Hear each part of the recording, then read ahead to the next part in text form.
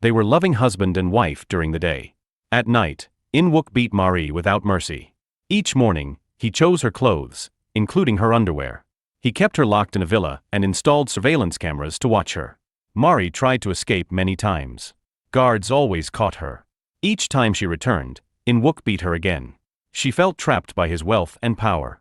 Her pain had a name. This is love in sadness. One day, she called her best friend for help. She told the guards she was visiting her sick mother at the hospital. Inside, she slipped out a back door and met her friend. Inwuk soon learned she was not at the hospital and rushed to find her. Her friend stepped into the bathroom, leaving Marie with a friend's boyfriend. Inwuk arrived and saw them talking. He grew jealous and angry, stormed in, and dragged her away. On the way home, his rage peaked. He accused her of meeting another man. She explained the truth, but he refused to listen. He claimed she planned to cheat and said they would have done more if he had not arrived. At home, Inwuk closed the curtains, removed his watch, and rolled up his sleeves. Marie saw the violent look in his eyes. She hugged her head and cried, knowing another beating was coming.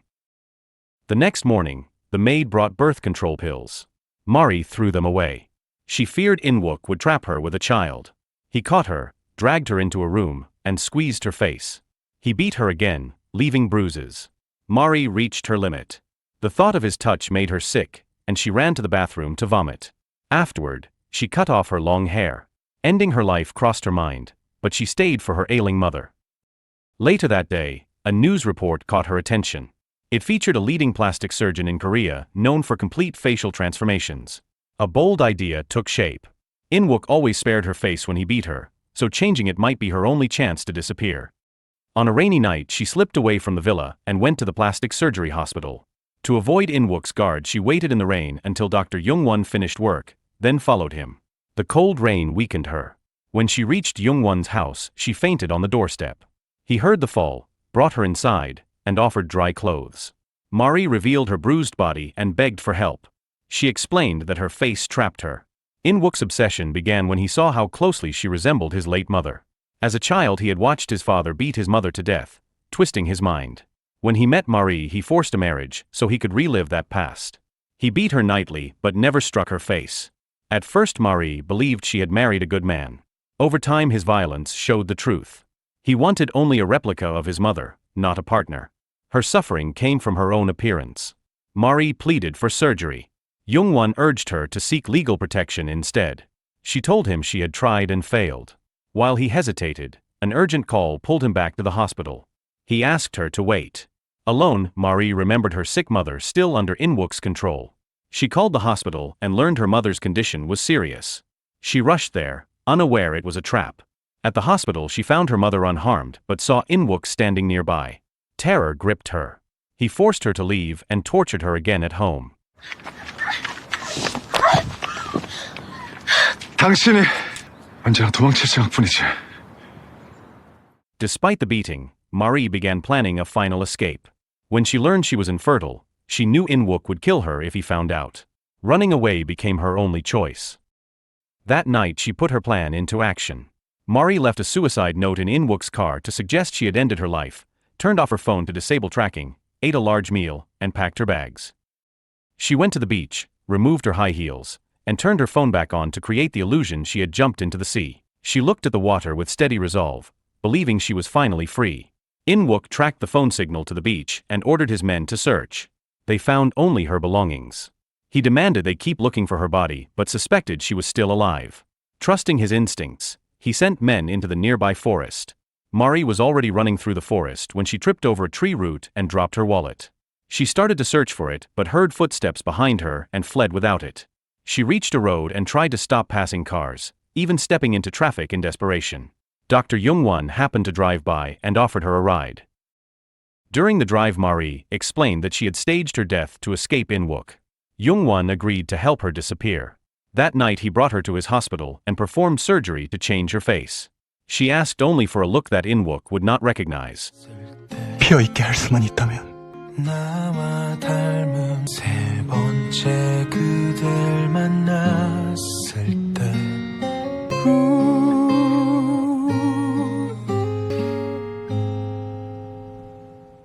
When Jungwon removed the bandages, he was shocked. Her new face looked exactly like his late wife. Although he had prepared for the surgery, the resemblance overwhelmed him. Memories of his wife returned with painful clarity. Marie took a deep breath and opened her eyes. Seeing a stranger in the mirror moved her to tears. She thought about the years of abuse and felt hope for a new life. She thanked Young-won and stepped outside. 자신보다 소중한 사람은 없어요. 나 자신을 아끼고 살라는 말을 해주는 사람은.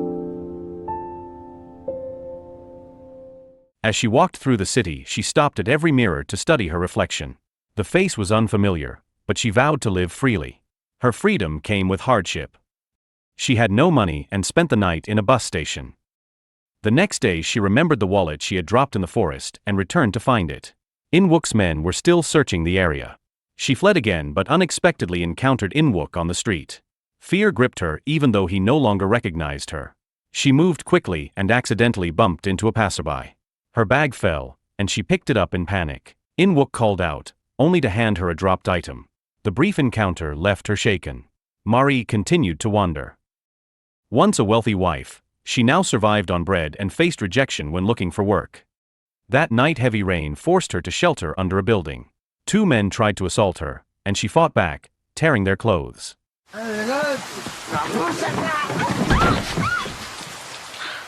Police arrested her for the disturbance. With no one else to contact, she called Young-won. He came to the station, bailed her out, and took her to a restaurant. He offered her a spoon with quiet care she had never known. Moved by his kindness, she cried. After the meal, Young-won brought her back to his house. The next morning Marie rose early to prepare breakfast as thanks for a place to stay. She asked about Young-won's wife, but when he stayed silent she dropped the question. She did not know that his wife had died only months earlier or that the surgery had given her the same face. While Marie felt safe, danger was closing in. Inwuk found the wallet she had lost in the forest and became certain she was alive. Elsewhere, her friend Hae noticed a woman who looked exactly like Hakyung. Shocked, she approached Young-won outside the house and pressed for answers. He refused to explain, worried Marie might hear. Hae kept asking until she understood on her own. The resemblance could only mean that Young-won had recreated his late wife's face. Inside, Marie overheard enough to piece it together. She remembered how tense Young-won had been when she once entered the storage room for the vacuum cleaner. Curious, she went back to that room. Despite his attempt to stop her, she found a hidden photo. The woman in the picture looked exactly like her. The truth hit her. Young-won had helped her escape but also shaped her into the image of his lost wife. That night Marie sat alone in a park, sorting through her thoughts. Young-won approached and quietly expressed regret. She told him his help had given her a second chance and that she held no resentment. His actions had freed her from a life of abuse, and her new face no longer mattered. On the way back, Marie decided not to stay. She asked Young-won to meet for dinner the next day so she could say goodbye and start a life of her own. She remained unaware that Inwuk was still hunting her. The wallet in his hands confirmed his belief that she was hiding. Later that night he recalled the unfamiliar dress she had worn when she first ran away. Convinced someone had helped her, he began planning his next move. The next day Inwuk hired a female police officer to trace the brand of the dress and locate the store. Using an investigation as a cover, he obtained the customer list. The dress was a limited edition with only 10 made, so he believed the owners would still have them. He planned to find the one person missing a dress and follow that lead. They visited each customer. Everyone still had the dress except 2 people. They soon reached Hae. The officer asked to see a similar dress, forcing Hae to search her closet. While looking, she remembered that her best friend once wore the same style. She began to wonder if Young-won had lent the dress. After Hae showed the dress, Inwuk and the officer went to the final name on the list. Inwuk entered Young-won's house without permission and noticed 2 plates of food but no sign of Young-won's wife. Suspicion grew. He searched every room until only the bathroom remained. Marie hid inside, trembling. As Inwuk reached for the door, Young-won stopped him. The officer, worried about a fight, urged Inwuk to leave. Inwuk stepped back. He then checked the closet and found a dress identical to the one he sought. Confused, he wondered how an 11th dress existed. He did not know that while visiting Hae, she had seen the list on the floor and noticed her friend's name. Realizing the danger, she called Young-won and arranged for a courier to deliver her own dress to him before Inwuk arrived. That quick action misled him. Frustrated, Inwuk left and scolded the officer for failing to find proof. Yet his instincts told him something was wrong with the woman in Jungwon's house. During this time Marie tried to rebuild her life. She had sought surgery to escape domestic violence, and Jungwon, grieving his late wife, had given her the same face as his own lost partner. He cared for her with quiet devotion, even tending to small details like washing her feet at night. After years of abuse, Marie felt the difference and began to believe that a husband could bring peace. The calm ended with another knock on the door. Inwuk barged in again, determined to confirm the woman's identity. He confronted Jungwon as Marie stepped out and addressed Jungwon as her husband, asking about the visitor. The sight shocked Inwuk. He stared at her, unaware she was his wife. His cold eyes made her shake with fear. Jungwon held her to reassure her. Inwuk apologized for the intrusion and left. Once the door closed, Marie nearly collapsed. Jungwon helped her inside and told her she was safe, but the memory of her husband's stare filled her with dread. She spent the night haunted by it, sweating and unable to rest. By dawn Marie made a decision. She had developed feelings for Jungwon but did not want to cause him harm. She left quietly and rented a small room to start over with a new identity. Meanwhile Inwuk refused to give up. The strange look in the woman's eyes stayed with him. Convinced she was hiding something, he asked the police to investigate. He did not know that Jungwon's wife had died and that the woman he sought was the same person. The police soon uncovered a new lead, reporting that Jungwon's wife was now listed as the operator of an art gallery.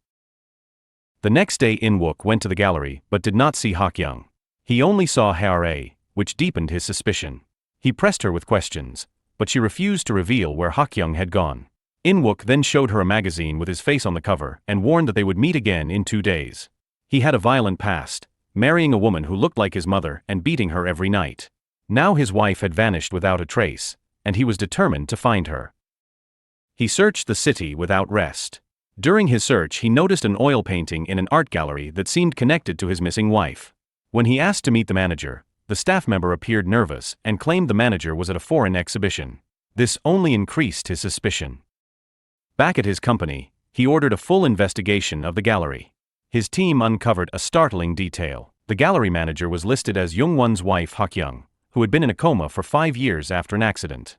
Yet Inwuk had recently met a woman introduced as Jungwon's wife. He became convinced that Jungwon was hiding the truth and that Marie's disappearance was tied to them. To confirm his suspicions, Inwuk visited the nursing home where Hakyung had been treated. Instead of Hakyung, he found Jungwon.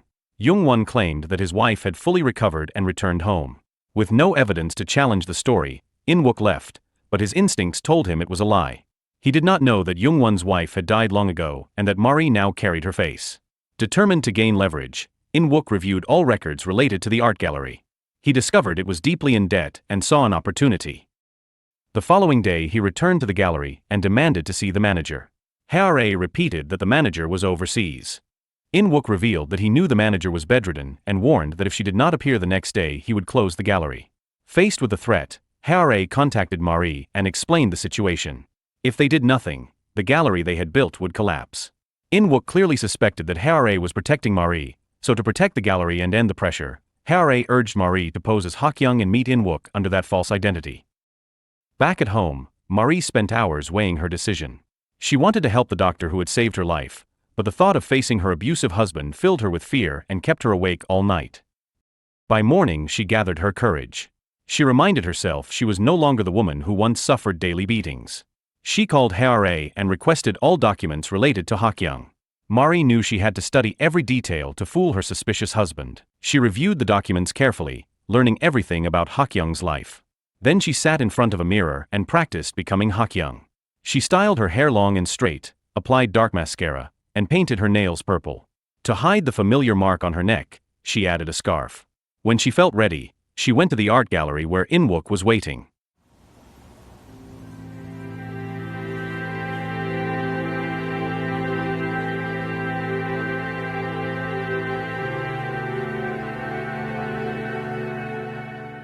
Inwuk did not recognize her.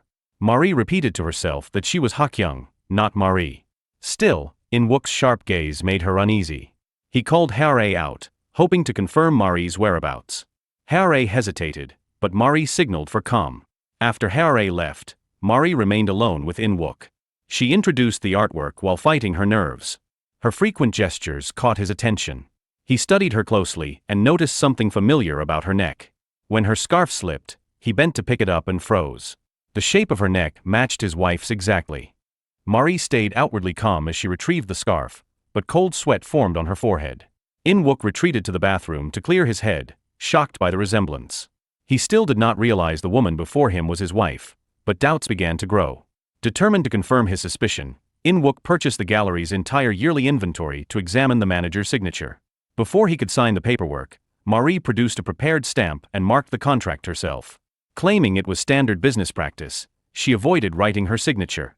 Inwuk could only accept the stamp and plan another meeting. The encounter left Marie drained. At that moment Jungwon arrived and saw her dressed like his late wife. Memories flooded his mind, and he accidentally spoke Hakyung's name.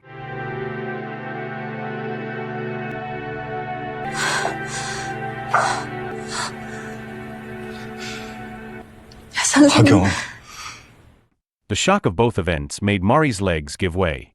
Jungwon caught her in his arms. As he held her, Inwuk stepped out of the elevator. Jungwon quickly guided Marie into a corner to stay hidden. Tears streamed down her face and soaked his jacket until Inwuk finally left. When the tension eased, Marie remembered that Jungwon had called her Hakyung. She stepped back from his embrace, apologized, and turned away when he offered to take her home. Later at home, she replayed every moment with Jungwon. She recalled how he had washed her feet and saved her number as VVIP. His quiet care had drawn her in, yet she now understood she was only a stand-in for someone else. The realization hurt, but her feelings for him remained strong. On his way home, Jungwon thought about the morning's conversation and sensed he might have hurt her. The thought left him unsettled. Unsure why his heart felt heavy, he flagged a taxi and went straight to the small apartment where Marie was staying. She was surprised to see him. Later they walked through a park and spoke about the day. When a bicycle sped toward them, Jungwon pulled her out of harm's way. 마리 씨를 보고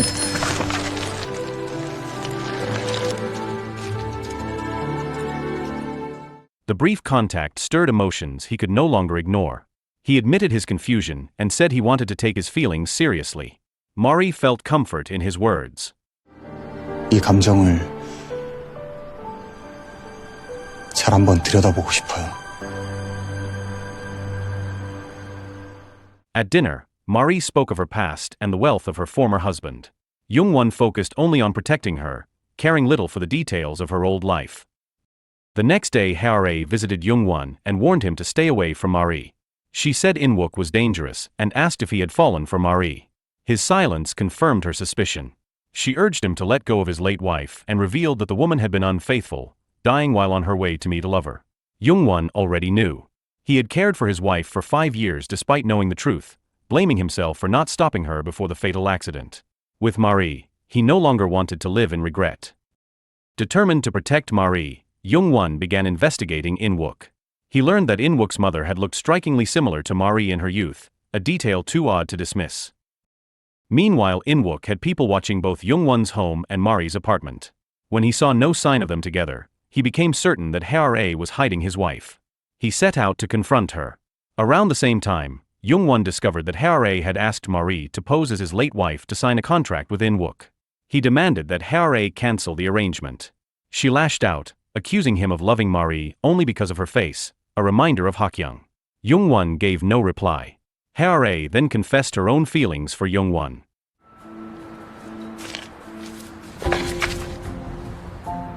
서정은 너를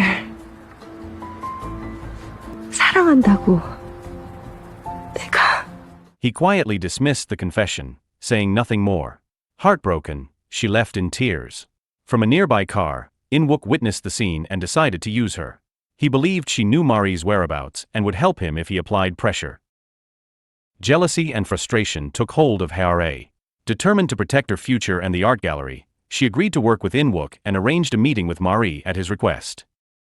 That evening Marie expected a simple dinner with Hae and felt no need for caution, but Inwuk appeared instead. Fear tightened her chest as she avoided his eyes. He immediately sensed that something was different from the woman who had signed the contract. Before Marie could react, Jungwon arrived, took her hand, and steadied her. Inwuk tried several times to arrange private meetings with Marie, searching for clues about his missing wife, but Jungwon blocked every attempt. Frustration turned to anger as Jungwon led Marie away. During the drive, Marie worried that staying near Jungwon would put him in danger. She decided to leave, but he followed and refused to let her face the threat alone. His determination left her unable to push him away. Hidden nearby, Inwuk watched everything. He trailed them to Mari's apartment and waited until Youngwon left. As she prepared for bed, she noticed a shadow at the window. Panic surged. Inwuk pounded on the door, then forced it open. Mari crouched in a corner, frozen.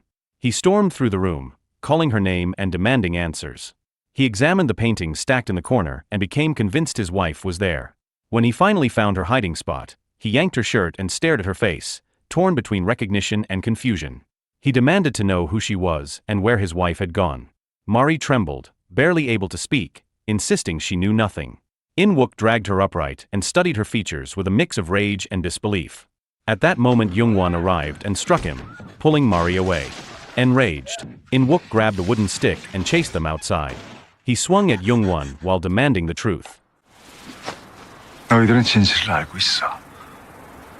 어서 말해!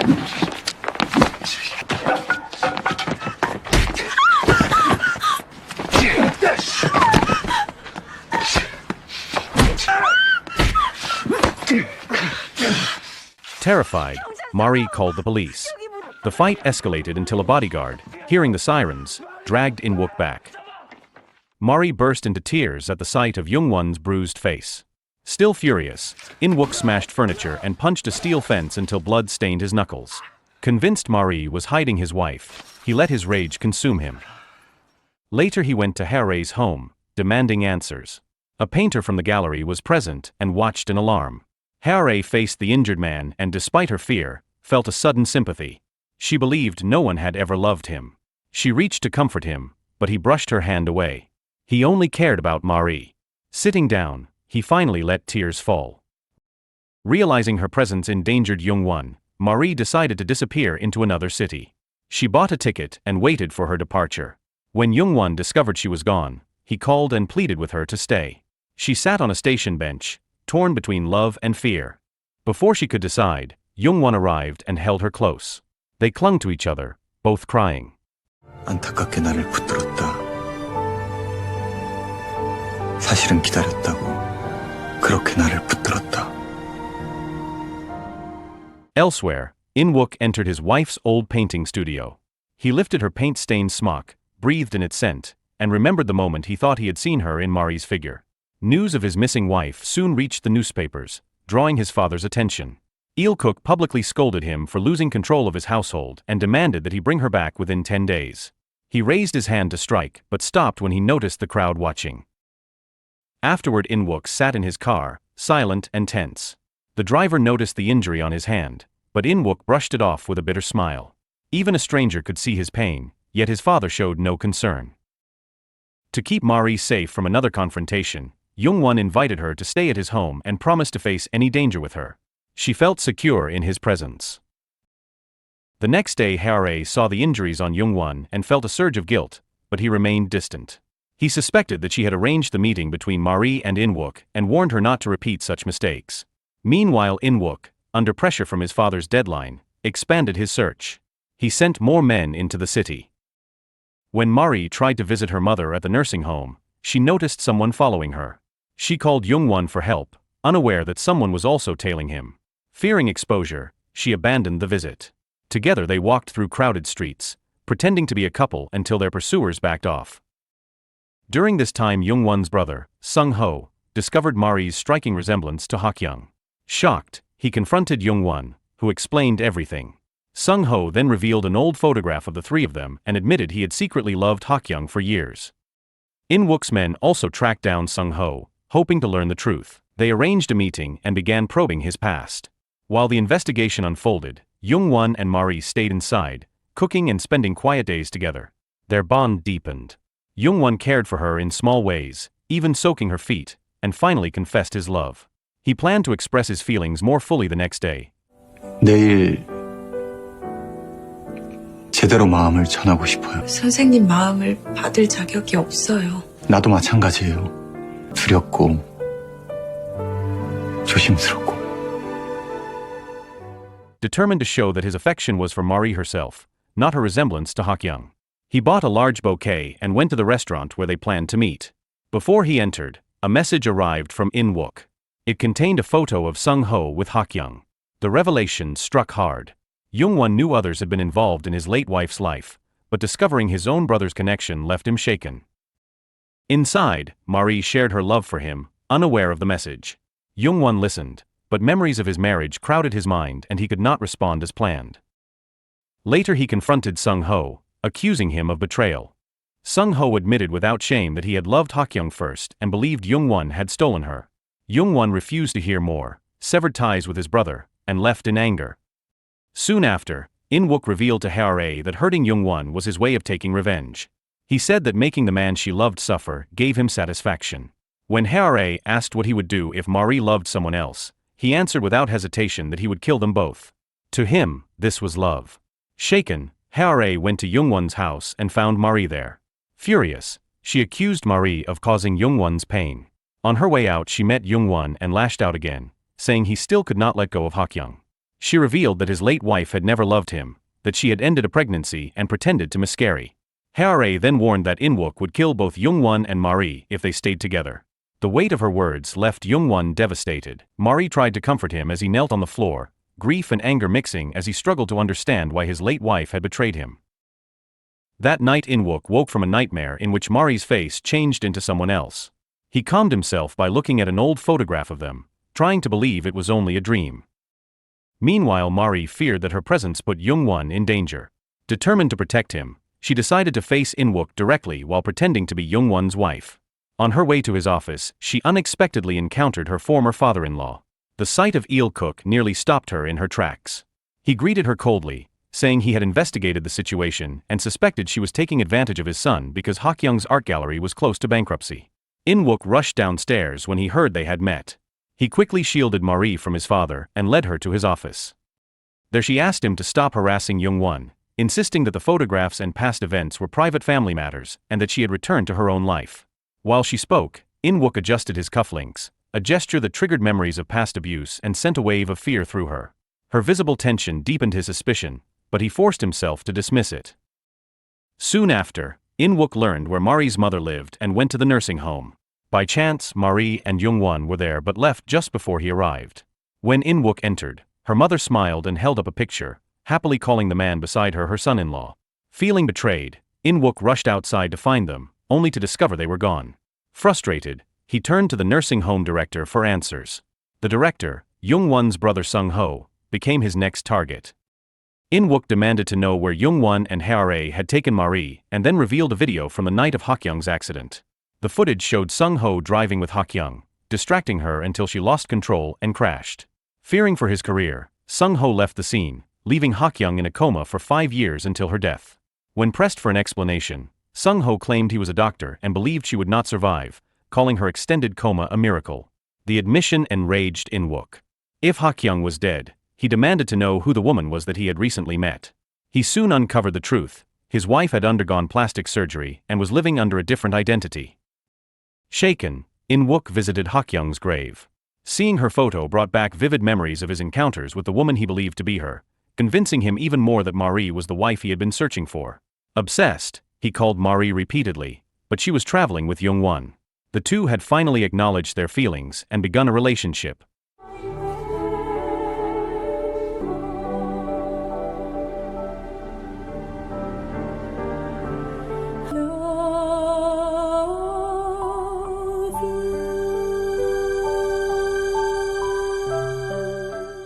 Unable to reach her, Inwuk went to Hae's art gallery in a fury.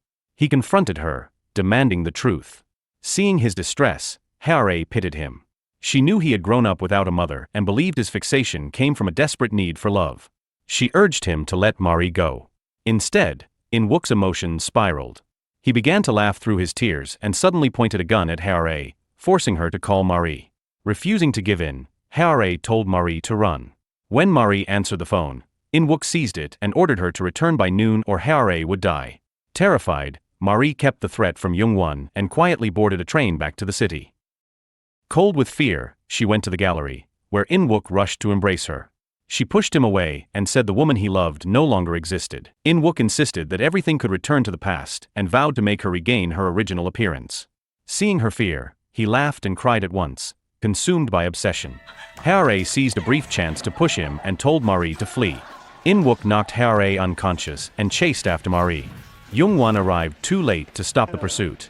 Inwuk had already caught Marie, grabbing her shirt as she struggled to break free. He forced her into the car and drove off without a word. Memories of her time with Youngwon fueled his anger, and fear that his father might notice her changed face pushed him to head straight for the villa, where he locked the doors behind them. Marie pleaded for freedom, explaining that she no longer looked like the woman he once loved and that her heart belonged to someone else. Inwuk refused to listen. He said he could forgive betrayal, but if she resisted, he would punish Youngwon and find a surgeon to restore her former appearance. He locked her in a room while they both cried on opposite sides of the door, trapped in their own grief. 누가 없어요,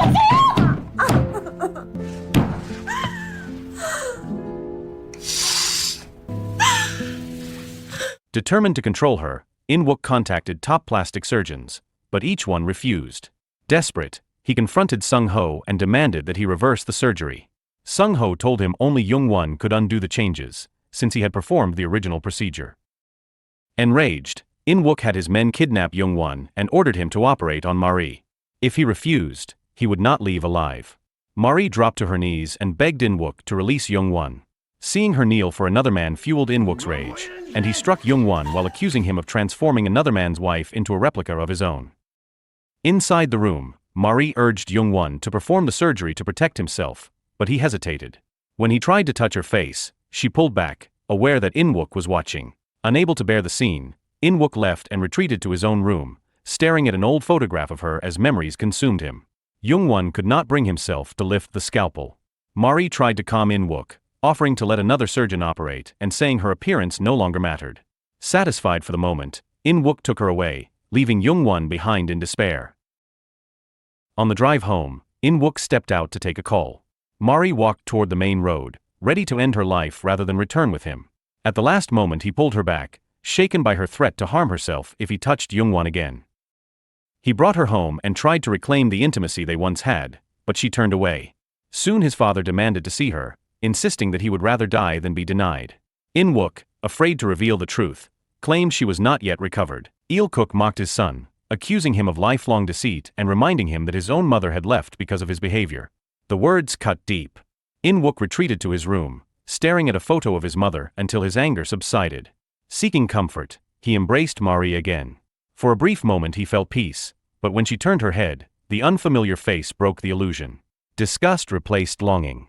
He pushed her away as rain poured outside, realizing that the woman before him no longer matched the memory he refused to release.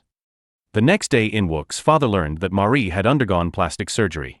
Enraged, he moved to strike her, but Inwuk returned in time and shielded her, telling his father to direct his anger at him instead. That night Inwuk's mood shifted again. He attacked Marie in a fit of rage. Later she slipped into the painting studio and retrieved a memory card holding video evidence of his abuse. Before she could hide it, he seized it from her. Watching the footage, he seemed stunned that he had hurt her, then quickly blamed her for everything. Unable to endure more violence, Marie argued back, insisting that his actions were not love. Inwuk demanded she admit fault and grew more violent when she refused. He rolled up his sleeves, crying as his temper flared, while Marie collapsed to the floor in despair. The following day they went to a restaurant. Hae happened to be there and followed Marie to the restroom. She noticed Marie's injuries and urged her to escape, then rushed to tell Youngwon. Furious, Youngwon went straight to Inwuk's house. Marie embraced him for comfort, but Inwuk appeared with a gun. He aimed it at his own head, claiming there was only one bullet and declaring his twisted devotion. Marie dropped to her knees, begging him to stop. Inwuk glanced at Youngwon with a mocking smile. Unexpectedly, Youngwon picked up another gun. Marie pleaded with both men, but neither lowered their weapon until Youngwon told Inwuk that using death as leverage was cowardly. At last Inwuk allowed them to leave. As they reached the gate, Inwuk's secretary handed Marie a phone. Inwuk had brought her mother to his house to force her return. Her mother was the one weakness he could exploit. Terrified, Marie rushed back to protect her mother while guards blocked Youngwon. He watched helplessly as she disappeared inside. Inwuk no longer cared about consequences. He wanted only to keep her with him.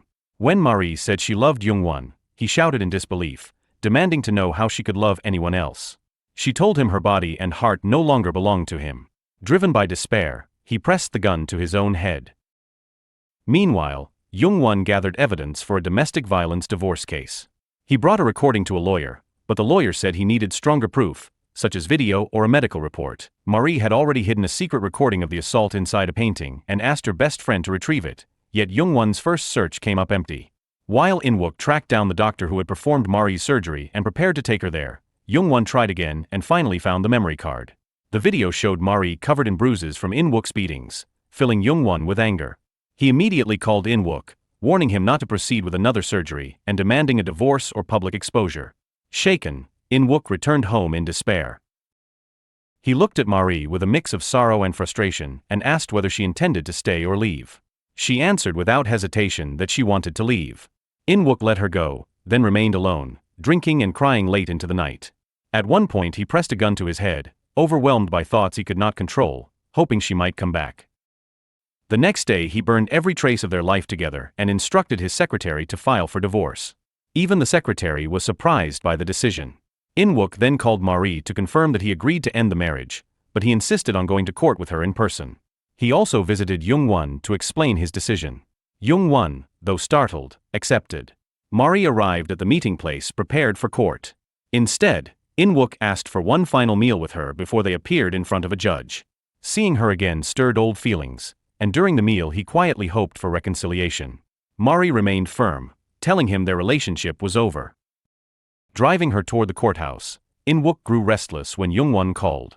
Irritated by the ringing phone, he suddenly turned the car around and asked Marie to visit an amusement park with him one last time. He sped recklessly down the road, and when they stopped at a grassy clearing she tried to escape, but he pulled her back. There, overcome by desperation, he asked if she had ever loved him. Marie answered calmly that she never had and explained that he had been drawn to her only because she resembled his mother. The words shattered him. He raised a gun to his head, intending to end his life. Marie stopped him, but the gun discharged, grazing her. Both collapsed unconscious. 그러지 마. 내 눈 감고 이렇게. When Marie awoke, she called an ambulance. She slipped into a brief coma from the shock, and both were taken to the hospital. Jung-won arrived at the clearing to find it empty. Later Inwuk regained consciousness but refused treatment for his injuries. Driven by obsession, he searched the hospital for Marie, calling her name until a severe concussion forced him to collapse again. When Jung-won arrived, he found Inwuk delirious and still crying out for the wife who no longer belonged to him. Meanwhile, Marie wandered the roadside, lost and exhausted. Jung-won finally spotted her, and their eyes met with the memory of their first encounter. Overwhelmed, she broke into tears. At the hospital, Inwuk awoke and immediately demanded clothes. His secretary warned that the police were investigating the kidnapping and would arrive soon. Determined to escape, Inwuk ordered the secretary to distract them and slipped away. He headed straight to Marie's room, where Hae tried to block him. Ignoring her, he forced his way inside. Hae quickly phoned Jung-won, who ran to intercept him. Outside the room, Jung-won tried to calm the situation, but Inwuk raged that their story could end only with death. Jung-won urged him to let go for the sake of everyone's happiness. Inwuk attacked, but his head injury weakened him and Jung-won broke free. Realizing that nothing would bring Marie back, Inwuk climbed onto a railing and demanded that Jung-won push him off. Jung-won grabbed his shirt, torn between anger and restraint. At that tense moment Marie arrived and pleaded for peace. Jung-won released him as police officers rushed in and arrested Inwuk. At the station Marie bravely described the abuse and the surgery that had changed her face. When reporters confronted Inwuk outside, he admitted everything, even exposing his father Il-kuk's illegal business dealings, effectively destroying the family company. Later Inwuk instructed his secretary to take the money he had transferred and leave town, but the secretary refused to abandon him. Back home, Inwuk told his stepmother to escape before the scandal consumed them. He confronted his father with a gun, accusing him of creating the man he had become. Il-kuk warned that killing him would make Inwuk no different. Shaken, Inwuk lowered the weapon. Meanwhile Marie rested in her room, unaware of the danger. Drugged and half-conscious, she was taken once again by Inwuk. When Jung-won discovered her disappearance, he called Inwuk, who gave him an address and promised a deadly ending. At the villa's pool, Inwuk held Marie close and aimed a gun at her heart, intent on dying together. Numb and resigned, she offered no resistance. A sudden surge of pain from his head gave her a chance to push him away and redirect the weapon. He fell into the water and drifted beneath the surface, finally understanding the emptiness of his obsession. Young-won arrived as Inwuk resurfaced and aimed the gun at him. Mari stepped between them and took the bullet, collapsing unconscious. Horrified, Inwuk realized he had harmed the person he claimed to love. Overcome with grief, he turned the gun on himself and ended his life. 그때도 당신은